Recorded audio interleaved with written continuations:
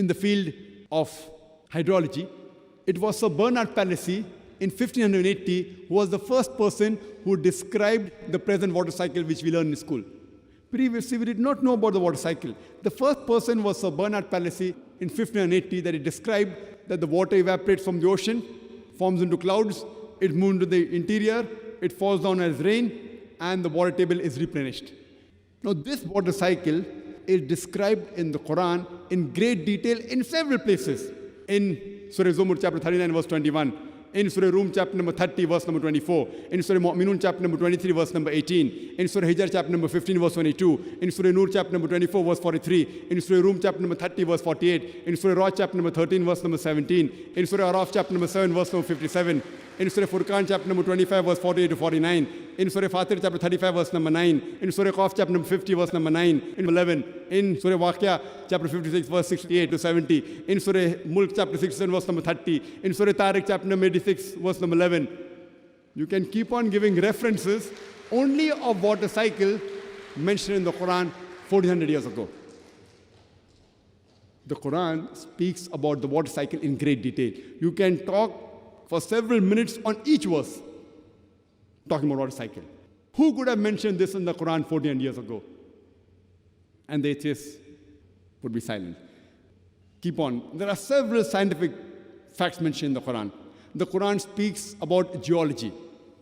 Today, science tells us that the mountains give stability to the earth. If the mountains were not there, the earth would shake.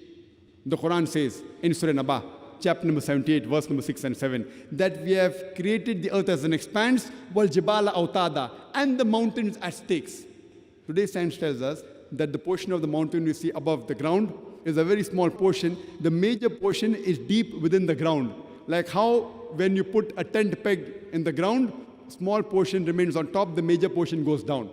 And these roots of the mountain, they give stability to the earth. The Quran says in Surah Anbiya, chapter number 21, verse number 31, that we have created the mountain standing firm on the earth, lest it would shake with you. In the field of oceanology, we knew previously that there were two types of water, salt and sweet. But we did not know that why these two water did not mix. Quran says in Surah Furqan, chapter number 25, verse number 53, that it is Allah who has created two bodies of flowing water, one sweet and the other salty. Though they meet, they will not mix. There is a barrier between them which is forbidden to be trespassed.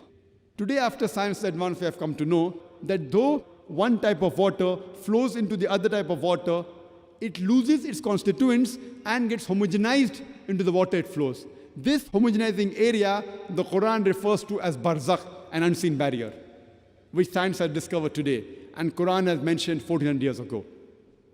In the field of biology, the Quran says in Surah Anbiya, chapter number 21, verse number 30, وَجَعَلْنَا مِنَ الْمَاءِ كُلَّ شَيْءٍ hai. We have created every living thing from water. Who could have believed 1400 years ago that every living creature is made of water? Today, science has confirmed that everything is made from water. Quran says in Surah Nur, chapter number 24, verse number 45, we have created every animal from water. Quran says in Surah Furqan, chapter number 25, verse number 54, we have created every human being from water. In the field of botany, Quran says that even the plants have got sexes, male and female. In Surah Taha, chapter number 20, verse 53, which we came to know recently. Quran says that every kind of fruits are created in pairs. In Surah Ra'd, chapter number 13, verse number 3. In the field of zoology, Quran speaks about the lifestyle of the animals. In Surah Anam, chapter number 6, verse number 38. Quran speaks about the lifestyle of the bees. In Surah Nahl, chapter number 16, verse 68 and 69. Quran speaks about the spider. In Surah Ankabut, chapter 29, verse 41. About the ant in Surah Namal, chapter number 27, verse number 17 to 18. And all these aspects of the spider, of the ants, of the bees, we have come to know recently, and Quran mentions in detail 1400 years ago. Who could have mentioned this? Quran speaks about medicine, that in the honey there is healing for humankind. In Surah Nahl, chapter number 16, verse number 68 to 69. Quran speaks about the production of milk and the circulation of blood. In Surah Nahl, chapter 16, verse 66, and Surah Mu'minun, chapter number 23, verse 21, 1400 years ago, which we have come to know recently. Quran speaks about medicine, about physiology, about embryology. The various stages of the human development is described in detail in Surah Mu'minun, chapter number 23, verse number 12 to 14. Quran speaks about genetics, about the sex responsible for the child. In Surah Najm, chapter number 53, verse number 45. Quran speaks about the fingerprinting method. In Surah Qiyamah, chapter number 75, verse number 3 and 4. After every scientific fact mentioned in the Quran, ask the atheist, who could have mentioned this in the Quran 1400 years ago?